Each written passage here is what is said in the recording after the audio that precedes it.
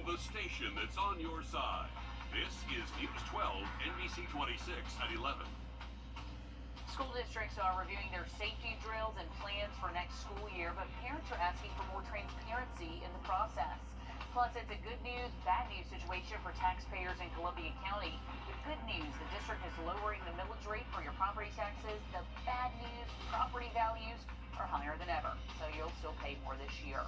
Tonight, the Columbia County Board of Education approved that millage rate of 17.35 for Columbia County, which is actually lower than last year's rate of 18.1. Our Nick Veland in studio to tell us what this means for your tax bill.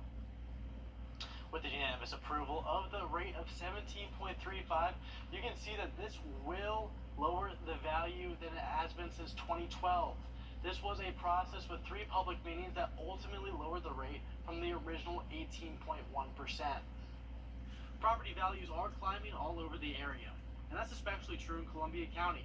So much so that the tax assessor estimates the county will see 5% higher tax revenues this year, just from property values alone.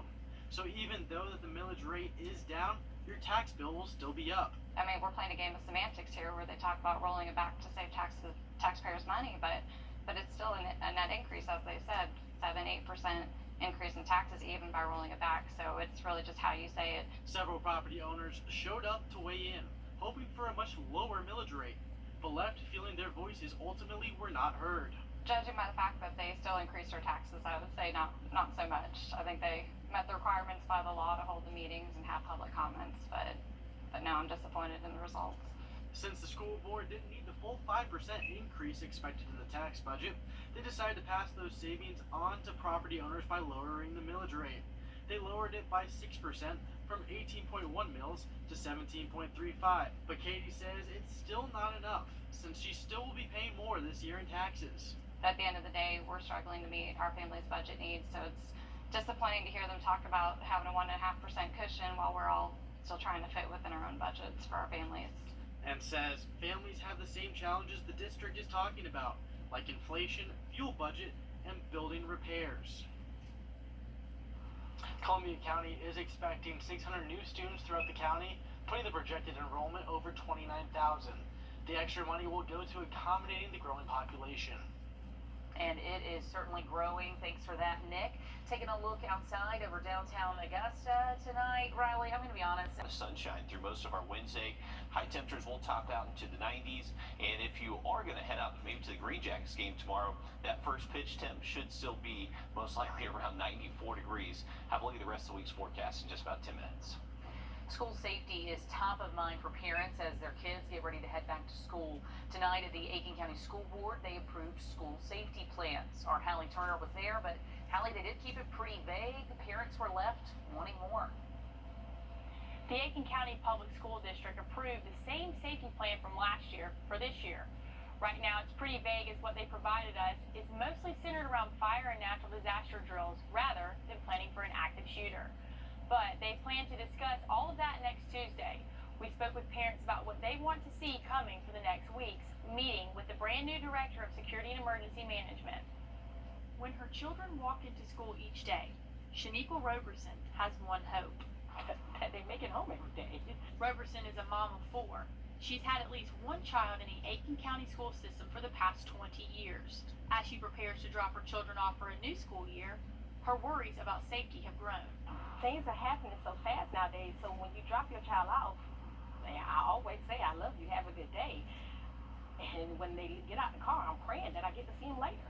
Tonight, as the Aiken County Public School District met, they approved the same safety plan as last year without any updates. Honestly, I would feel more comfortable if there was tougher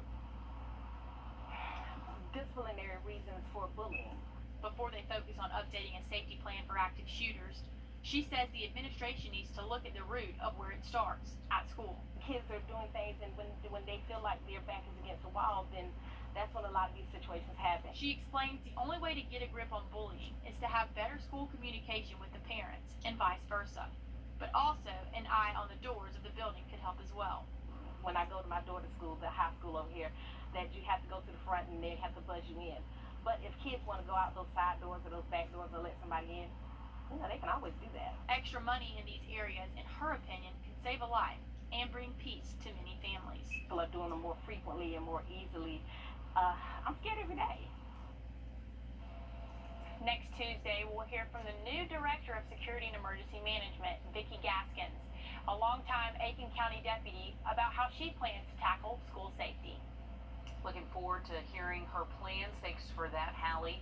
The federal trial for former Augusta Commissioner Sammy Salinas began this afternoon. Jury selection wrapped up around 1:30, and we learned a little more about the witness list, including some Richmond County officials who will be subpoenaed and the person who accused Salinas of misconduct in the first place. The court swore in the jury members after 1:30. They started the trial about an hour later. They plan to meet until Friday, and we will be there covering it. Scientists can now analyze our wastewater to see how many cases of monkeypox or COVID are in an area. Your germs can show up in wastewater from toilets, showers, and sinks processed in water facilities. And here's how they do it. They analyze the amount of viruses in about a liter of water, and they estimate the number of infections in a given space. Fulton County officials decided this was a good experiment to try since monkeypox cases are on the rise in Georgia. The CDC is seeing an increase right now in COVID cases as well from testing the wastewater throughout the country. The former president and vice president spoke at different events today. CBS's Natalie Brand reports both Trump and Pence are gearing up for the next election. Back in Washington for the first time since leaving the White House, former President Trump hinted at a 2024 presidential run. We may just have to do it again. We have to straighten out our... Mr. Trump said the impact of the House Select Committee's January 6th investigation won't stop him. They really want to damage me so I can no longer go back to work for you. And I don't think that's going to happen. But the Department of Justice's own investigation into the insurrection and election interference is intensifying. The most wide-ranging investigation in its history. In an interview with NBC News, when pressed about possible charges against the former president, Attorney General Merrick Garland did not rule out prosecution. We will hold accountable anyone who is criminally responsible for attempting to interfere with the legitimate lawful transfer of power from one administration to the next. In a new development in the DOJ's probe, Mark Short, former Vice President Mike Pence's top aide, said he testified before a federal grand jury. Pence, who also spoke in Washington at a dueling event Tuesday, said the main difference between the former running mates isn't the issues, but focus. I truly do believe that elections are about the future. While Pence did not talk directly about January 6th in his speech, the former VP will release his autobiography later this year with details of how former President Trump severed their relationship on January 6th. Natalie Brand, CBS News, Washington. Abortion advocates in Fulton County are trying to fight the heartbeat bill. Lawmakers filed a lawsuit in the county's Superior Court challenging the new law, saying it violates privacy rights that exist in the state. Georgia has the strictest privacy laws in the country, so advocates are hoping the lawsuit can gain some ground and be considered. In the lawsuit, we asked the court to block HB 481 before it causes more harm in the state. No one should be forced to carry a pregnancy against their will and face the life-altering consequences of being denied this essential health care.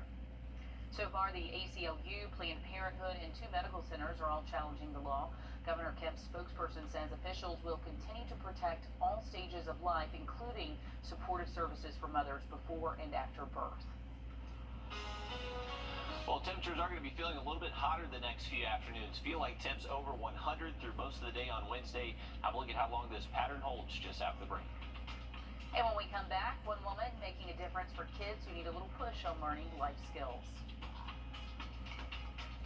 Make this is here. Schools are getting ready to head back, but there's still some time left to squeeze in the last bit of summer. A Georgia State student is making sure some special needs kids are able to enjoy the water. Sawyer Bucky heads out to the lake to show us how. So you're basically telling these kids every time they go out on the water, you are capable. Oh, 100%. It might be the way the water moves. It might be the slight breeze in the air. Hey, come on back. Or the quiet cove with a gentle current. All right. You ready? We put a lot of limits on our kids sometimes, and this has been like an eye-opener. All right, girl. But this is a place You got it, girl. of possibilities. We are showing them the world that doesn't need to be inside a clinic. Where a paddleboard becomes a tool to help you find your footing. But the paddleboard is an unstable surface, so just sitting on the board, even if you're not doing anything on the board but sitting, you're working on your core.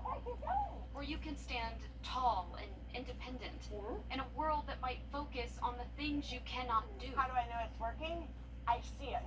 I see kids go from not being able to stand on an unstable surface to standing on the paddleboard paddling by themselves. This is Stand-Up Paddleboarding Aquatic Therapy, a program built to empower kids with special needs. I am partially deaf, and I notice how my balance and my strength changed on the paddleboard. I mean, it's every kid is the same as this. It's the improvement in being out here and being able to participate in an activity that they might not thought they ever could have done. Alyssa is working alongside Georgia State, conducting research for the last 6 years on the benefits of paddleboarding aquatic therapy. The research shows this sport isn't just peaceful and fun, it's improving balance, strength, problem solving, and communication skills, overall confidence. Out here on the water, each child is the captain of their own ship. They move where they choose. They stand as long as they can balance. This world, without limitations, is theirs.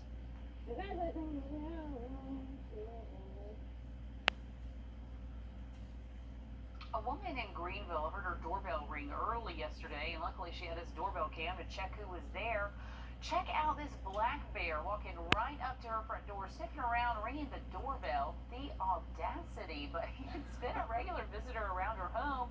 She says she had just refilled her bird feeders when this guy destroyed them again. But yeah, it looks like he's looking for more than a bird feeder. He's ready to come on in for dinner. Oh yeah, he smelled that DoorDash that was sitting at the door, and he was like ringing that doorbell saying he wanted some dinner. Too funny. Well, here is a live look for you outside our station right by the interstate. Still pretty muggy out there, but Riley, what do we have in store tomorrow? opportunity for a few more storms Saturday and Sunday, but overall it's going to stay hot the next 7 days. Coming up, chances are you know someone with COVID right now. More COVID cases are spreading across the country as a new variant takes over this summer. And as we head to break, a live look at Charlotte and your winning lottery numbers.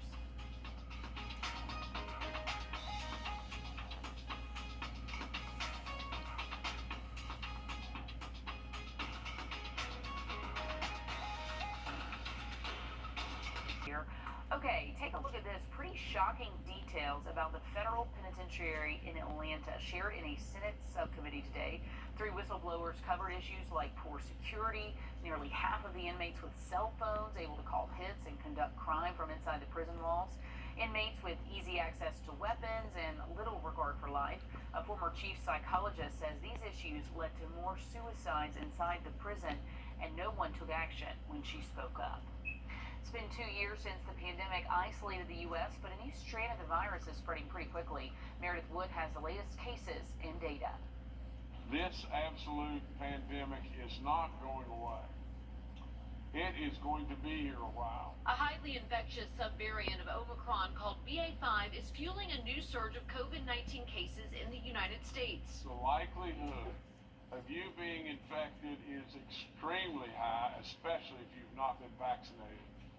But the problem is, even if you have been vaccinated, you could very well get this. New data from the CDC shows BA.5 has become the dominant variant in the U.S., making up more than 80% of new cases in the country last week. As a physician, if I had someone at risk and hasn't been vaccinated with a boost in several months, I would not want to wait a few months. I would want to get them covered now, and then when you get to the fall, then you're concerned about when you're going to give them that additional boost. But you don't want to hold back in a high-risk person. Now, 5 days after announcing President Biden's COVID-19 infection, the White House says he's improving drastically. President Biden completed his course of Paxlovid. His symptoms are almost completely resolved, and as you've seen today, he's had another busy day of working. All of his tests remain normal, and the president now feels well enough to resume his physical exercise regimen. I'm Meredith Wood reporting. A South Carolina father is being considered a hero after